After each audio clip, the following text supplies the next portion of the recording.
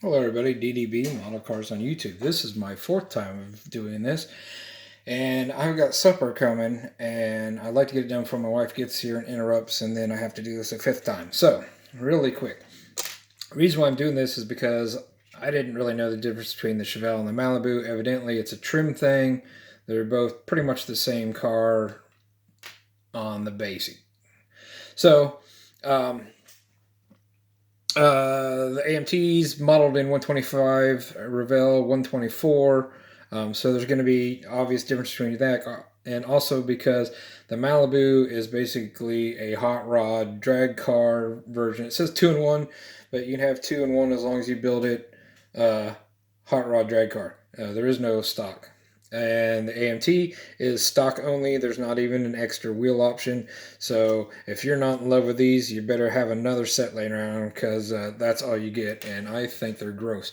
So if we take a look at the bodies, especially starting with the front, and instead of comparing everything, I'm just going to go over any differences, really similarities. But the body I'll kind of break down, but the rest of it I'll kind of just run through it. The script work you're going to see is a lot better on the AMT. So they both have these same badges, the little flags there, and then the Super Sport script on the back quarter. And so, but it's much better on the AMT. The trim around the window on the AMT is not as good as it is on the Revell, but this right here, the drip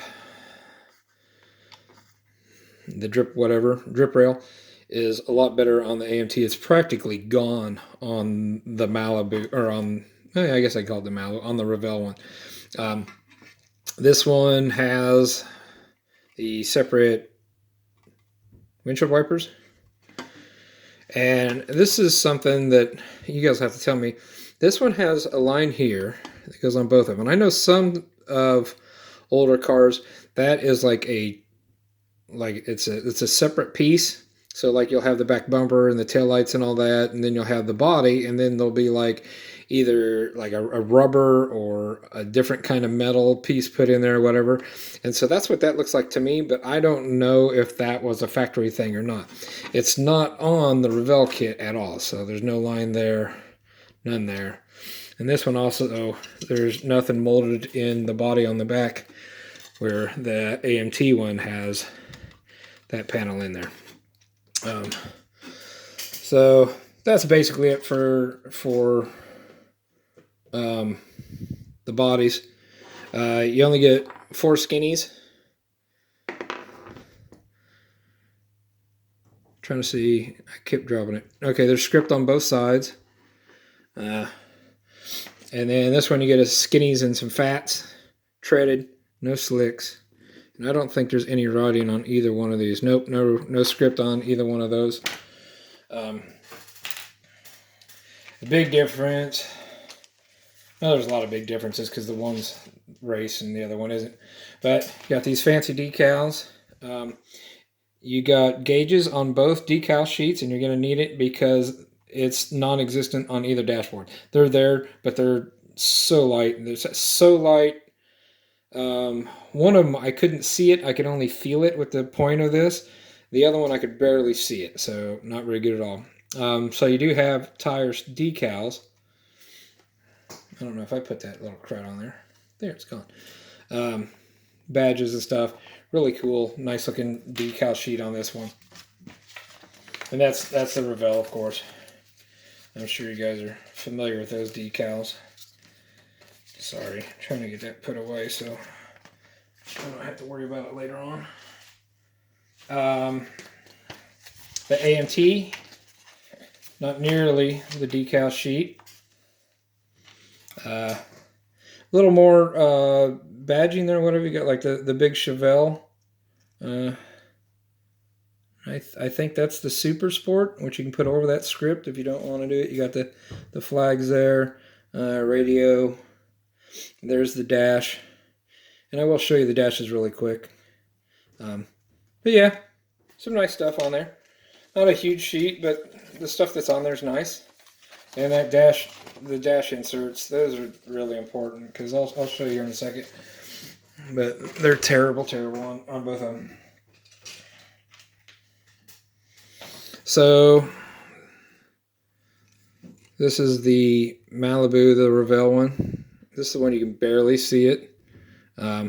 So like in the right light and at a side angle, I can see the detail in it.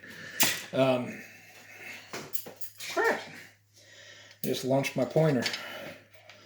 Okay, and then here's the AMT one. And this is the one I could not see it to save my life, but I can feel it right there.